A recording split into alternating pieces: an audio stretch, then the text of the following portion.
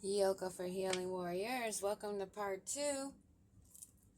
My storage got full, so the camera turned off. I stopped. I looked at the video.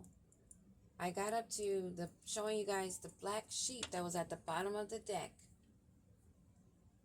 I shuffled. 3 cards have fallen.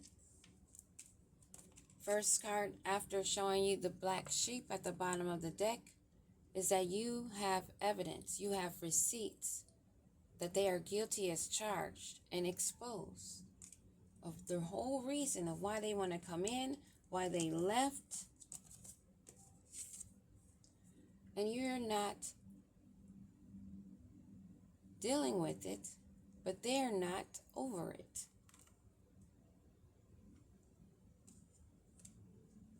You're holding on to your energy.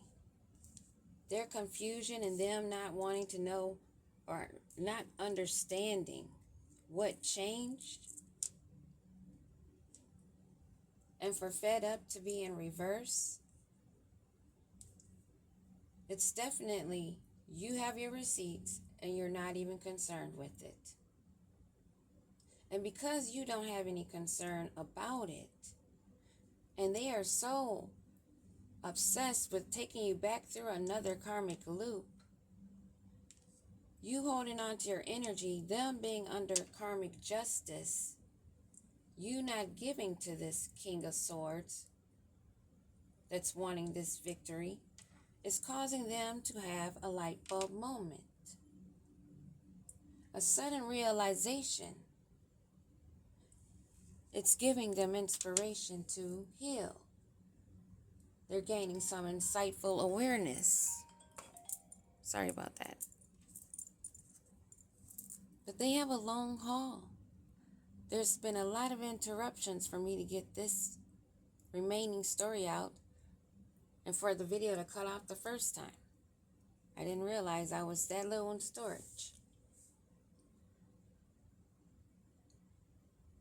If they want to level up, they have to go through the long haul, just as you have. They have to be in it to win it, with long-term intentions, wholly invested in themselves, not a relationship. Because first you must learn to love yourself, know yourself, heal yourself. You don't go to another to be healed in a relationship. Yeah, a relationship blooms and it causes even more growth, but you're not going into a relationship broken, expecting the other person to fix you. Therefore, they have a long haul to go.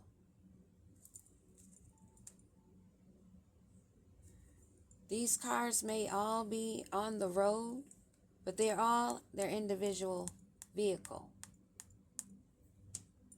So take control of your vehicle. They are having a light bulb moment, and they're taking fast action. The wait is over for them to start healing because they know there's a deadline to their procrastination and being too busy to heal, being too busy to love on yourself. It's ridiculousness. And what about this fed up? What do we need to know? Not fed up, but you're in wholeness. You're overjoyed. This is bringing smiles on a lot of people's faces, I'm sure. Avoid getting caught, acting shady, sneaking around. Back to the sneaking, slithering snake. Do you see how this energy is? Give me a card on this light bulb moment. They have no squad to work with, and they're looking for you to be their Bonnie and Clyde, their ride or die. You and them against the world in a dedicated partnership because they're having everything taken away from them. Pay attention to the energy. Because the mask wearers wear the mask as they walk around in the physical. Best believe they wear the mask here that we have to uncover, that you have to use discernment and intuition on. And be self-aware. You have the receipts. They weren't expecting that. They're curious about how you've made these changes, how you're like not worried about anything, overjoyed and always smiling, and you seem to be in wholeness and you're solo dolo. Why are they so concerned about this other person's healing while they're under karmic justice? Because they're not able to sweep you up. They're not able to cause you to be falling over head over heels in love. Intense emotions. They want you to be caught up in your emotions. The audacity. You should be caught up in your emotions because they want you to be their boo. They want to make the status official, to be exclusive, to not be a hoe. And you're supposed to be like, oh, okay, I forgive you. But let's see, what is this justice? They're not able to call for help. Oh, justice is here, so there's no distress. There's no need to act with urgency. And there's no assistance needed. The guides got it. The ancestors got it.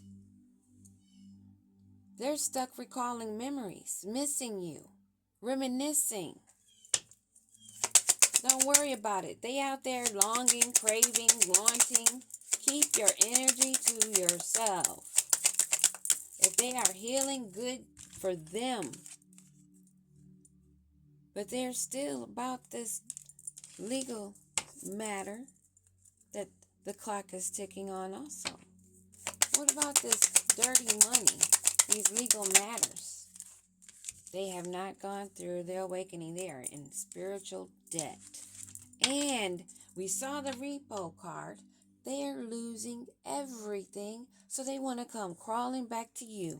The one that was asking too much, so they ran to somebody that didn't require the same growth. Now they want to run back after you've been living it up in your joy, and they can't sweep you off your feet because you're not overwhelmed with this. You're not even concerned.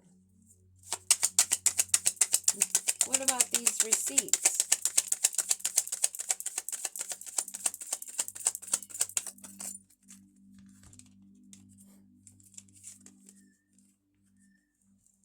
They want to make a quick getaway, escape, but they can't. It's in reverse. They have nowhere to run. They think they could use cuffing season because you're single, that you might be ready to mingle, ready for a relationship now. Maybe even thinking that you're hunting. No, baby. Divine Feminine don't hunt nor chase. We attract. We manifest. They can't get away, so they want to run to you because they don't have a squad anymore. Doing the research, learning more, gaining insight. This is why they're having that light bulb moment. Tick tock. The clock keeps ticking. What do we need to know about this Bonnie and Clyde? This thing that this King of Swords in reverse thought he could sway someone into. Yeah, they're trying to avoid getting caught, acting shady, being sneaky, and the first card out was Slithering Snake. Yeah, they must be high, thinking that you would just drool over the outer appearance, their machoism. This is a toxic masculinity, not meeting manly expectations. Not at all. We're going to leave that one there. Let's see what else we can get out of this. What else can we squeeze out of this about this King of Swords that's under judgment, that ran from you because your expectations of growth, leaving the old behind to go to the new, they refused and ran back to the old. Now they're stuck. They have no squad. And now they want you to be the Bonnie to their Clyde, but they are trapped. Although they're tiptoeing around, trying to see how close they can get, because they're in their pride and arrogance, and they're stubborn. What do we need to know about them being trapped? Trapped in sexual, lusting, low vibrational, non-committal energy. Still chasing toxicity. What is this reading up? I'm picking up, they're just looking at readings. They're seeing that you're not hurt. You're not in resentment. This is another light bulb a moment about this commitment they thought they could come in and have. They thought they were going to be on liftoff. They thought they were going to deceive you, but they didn't realize you had receipts, clarity, the truth of their intentions. They didn't realize the depth of your awareness. Now they're seeing a value and an importance in these transformations and growth and leaving things behind. But they still haven't had a spiritual awakening. And they're not running from their past. They are not able to run because they expected you to have a receptive, open heart, have empathy, and be vulnerable. But see, our ancestors don't play. There is no happy family here. No Bonnie and Clyde here because they are cursed, hexed, with their own witchcraft and negative mindset. They're unable to run. But they were trying to manifest this family. Hoping and expecting, and I keep saying that, they were expecting you after having a broken heart, them trying to destroy you, that you would take them back with an apology of forgiveness because they say sorry. You forgive yourself. You hold nothing in your heart for them. You wish them well in their healing, but there's no ill intent because your heart is light as a feather. There is no return with the words, I'm sorry.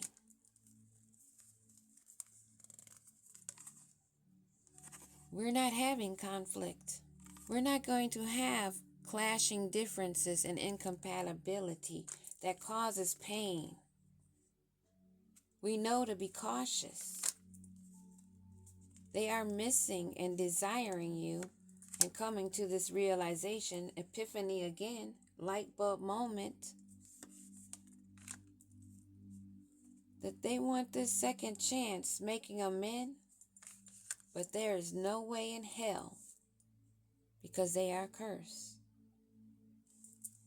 What do they expect you to do about it? Because you're in peace, you're in balance, and you will find those in balance and peace to have friendships and connections with, and you will keep distance from those that have curses. They see your beauty and your charm, and they also think that their charm and beauty will sway you so they can cause more loss. But you escape that. You're avoiding, blocking, and pushing it away. And this is very shocking for them. But that, again, sounds like a personal problem. And we're going to leave this here so I can get out of this energy. Peace.